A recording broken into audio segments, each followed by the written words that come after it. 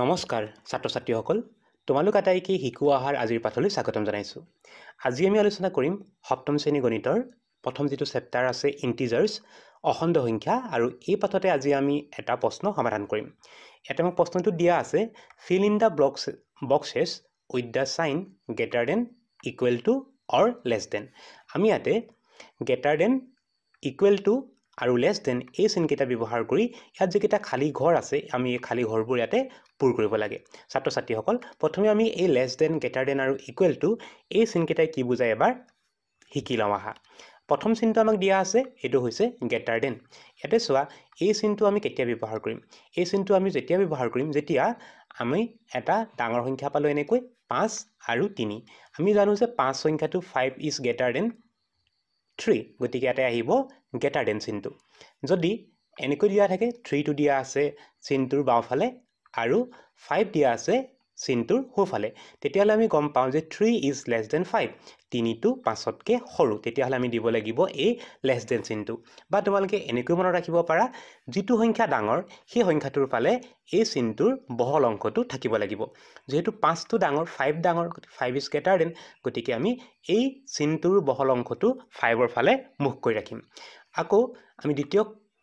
ইয়াত যদি আমি চাওঁ ইয়াতে 5 is greater than 3 therefore এই যে যেটো ডাঙৰ চিন আছে মুখখন যেটো ডাঙৰ ভাগটো 5ৰ ফালে মুখ কৰি থাকিব এই দুটা কথা আমি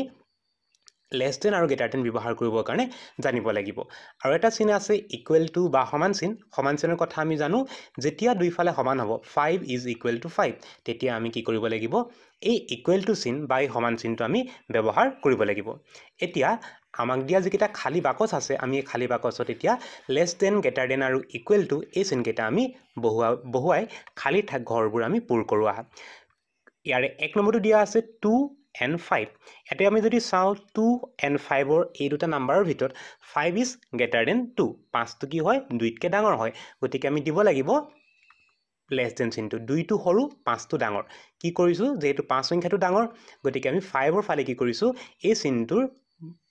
ডাঙৰ মুখটো আমি হেফালে ৰাখিছো তেতিয়াহলে হ'ব যে 2 is less than 5 দুই নম্বৰটো দিয়া আছে 4 and 7 4 and 7 ৰ ভিতৰত 7 is greater than 4 7 is greater than 4 গতিকে আমি দিব লাগিব less than তাৰ পিছত আহিলে question number 3 0 and 7 0 and 7 ইয়াৰ ভিতৰত আমি জানো যে 7 greater আৰু 0 টো কি হ'ব smaller হয় 0 টো সৰু আৰু 7 টো ডাঙৰ হয় গতিকে আমি দিব লাগিব ইয়াতে less than 0 is less than 7 question number 4 ইয়াতে দিয়া আছে 0 and -7 ইয়াৰে ভিতৰত 0 greater 0 টো হ'ব বা 0 টো ডাঙৰ হয় আৰু -7 টো কি হ'ব 0 তকৈ সৰু হয় সেই কাৰণে আমি দিব লাগিব এই চিনটো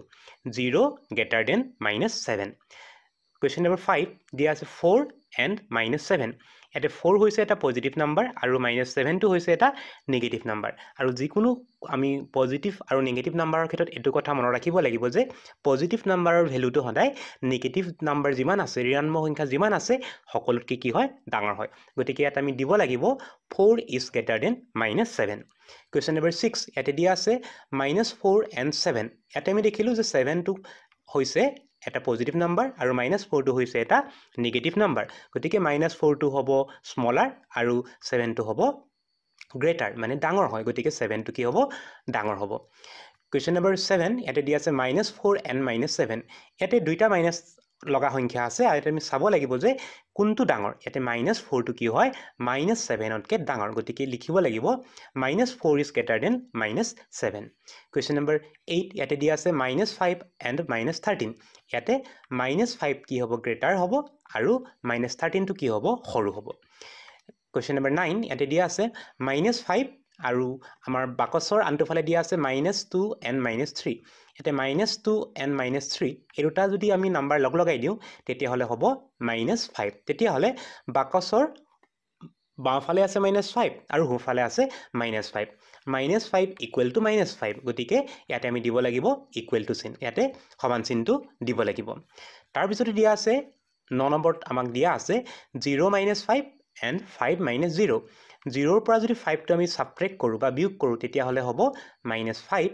আৰু সোঁফালে যদি চাওঁ 5 - 0 5 - 0 is equal to 5 তেতিয়া হলে আমাক দুটা সংখ্যা দিয়া আছে ইয়াৰে প্ৰথম সংখ্যাটো হৈছে -5 আৰু ইয়াৰ পিছৰ সংখ্যাটো হৈছে 5 -5 আৰু 5 এই দুটা নাম্বাৰৰ ভিতৰত 5টো কি হ'ব ডাঙৰ পজিটিভ 5টো কি হ'ব ডাঙৰ হয় গতিকে দিব লাগিব আমি ইয়াতে -5 লেছ দেন 5 তাৰপিছত চাম আমি 11 নম্বৰটো চাম ইয়াতে দিয়া আছে -7 প্লাছ -5 -7 প্লাছ -5 লগ লগালে হ'ব -12 আৰু সোঁফালে দিয়া আছে -12 -12 দুটা কি হ'ব ইকুৱেল সমান হয় গতিকে দিব লাগিব ইয়াতে আমি সমান চিহ্নটো ইয়াতে বহুৱাব লাগিব এবাৰ আমি চাম 12 নম্বৰটো ইয়াতে দিয়া আছে -6 প্লাছ 5 এটা -6 আৰু এটা হৈছে 5 -6 প্লাছ 5 যদি কৰা হয় তেতিয়াহ'লে হ'ব -1 আৰু সোঁফালে আছে 11 ইয়াতে আমি দেখিলোঁ যে 11টো কি হ'ব ডাঙৰ হ'ব সেইকাৰণে কি দিব লাগিব আমি -1 is less than -11 question number 13 ইয়াতে দিয়া আছে 21 প্লাছ 3 আমি এই সংখ্যাকেইটা লগ লগাই দিম 21 প্লাছ 3 কৰিলে হ'ব 24 আৰু সোঁফালে দিয়া আছে -25 আৰু 27 এই দুটা লগ লগালে হ'ব 2 ইয়াতে 24 আৰু 2 এই দুটা নাম্বাৰৰ ভিতৰত 24টো ডাঙৰ গতিকে আমি চিনটোৰ বহল অংকটো দিব লাগিব 24ৰ ফালে মানে আমি যিকেইটা অংক কৰিছোঁ ইয়াতে কি কৰা আছে এটা সংখ্যা দিয়া নাই দুটা সংখ্যা কেতিয়াবা আমি যোগ কৰি চাব লাগিব বা কেতিয়াবা আমি বিয়োগটো চাব লাগিব তেতিয়াহ'লে আমি দেখিলোঁ 13 নম্বৰ যিটো 13 নম্বৰ কুৱেশ্যনটো আমি দেখিলোঁ 21 প্লাছ 3 তাৰ মানে হ'ব 24 আৰু -25 প্লাছ 27 তেতিয়াহ'লে হ'ব +2 ইয়াতে 24টো ডাঙৰ গতিকে আমি 24 ইজ গ্ৰেটাৰ দেন 2 ইয়াতে আমি গ্ৰেটাৰ দেন চিনটো বহুৱাব লাগিব কুৱেশ্যন নম্বৰ 14 -3 -18 -3 -18 লগ লগালে হ'ব -21 আৰু ৰাইট হেণ্ড চাইডে যদি চাওঁ দিয়া আছে -25 প্লাছ 7 এইকেইটা লগ লগালে হ'ব -18 ইয়াৰ ভিতৰত এটা হৈছে -21 এটা হৈছে -18 আৰু মাইনাছ থকা সংখ্যাবোৰৰ ক্ষেত্ৰত কি হয় যিটো সংখ্যাত মানে মাইনাছ চিনটো যদি বাদ দি পিনে আমি যদি চাওঁ যিটো সংখ্যা সৰু ইয়াতে আমি দেখিলোঁ যদি মাইনাছ চিনকেইটা আঁতৰাই দিওঁ এটা হৈছে 21 এটা হৈছে 18 ইয়াতে 18 সংখ্যাটো সৰু হয় কিন্তু দুইটাতে যেতিয়া মাইনাছ চিনটো দিয়া হয় তেতিয়া কি হ'ব -18টো কি হৈ যাব ডাঙৰ হৈ যাব সেইকাৰণে আমি লিখিব লাগিব -21 লেছ দেন -18 একেবাৰে শেষৰটো কুৱেশ্যন নম্বৰ 15 ইয়াতে দিয়া আছে -1 প্লাছ 4 এই দুটা লগ লগালে হ'ব 3 -17 প্লাছ 25 একেটা লগ লগালে হ'ব 8 3 প্লাছ 8 লগ লগালে হ'ব 3 প্লাছ 8 11 হ'ব আৰু সোঁফালে দিয়া আছে -20 ইয়াতে যেহেতু ইয়াতে দিয়া আছে 11টো এটা পজিটিভ নাম্বাৰ হয় ধনাত্মক সংখ্যা হয় আৰু -21টো হৈছে এটা নিগেটিভ নাম্বাৰ ইয়াতে পজিটিভ 11টো কি হ'ব ডাঙৰ হ'ব সেইকাৰণে দিব লাগিব আমি ইয়াতে গ্ৰেটাৰ দেন চিন ছাত্ৰ ছাত্ৰীসকল আজিৰ পাঠটি ইমানেই আছিল আজিৰ পাঠটি ইমানতে সামৰিছোঁ নতুন এটি পাঠৰ আলোচনাৰ সৈতে তোমালোকক পুনৰ লগ পাম বুলি আশা ৰাখিলোঁ নমস্কাৰ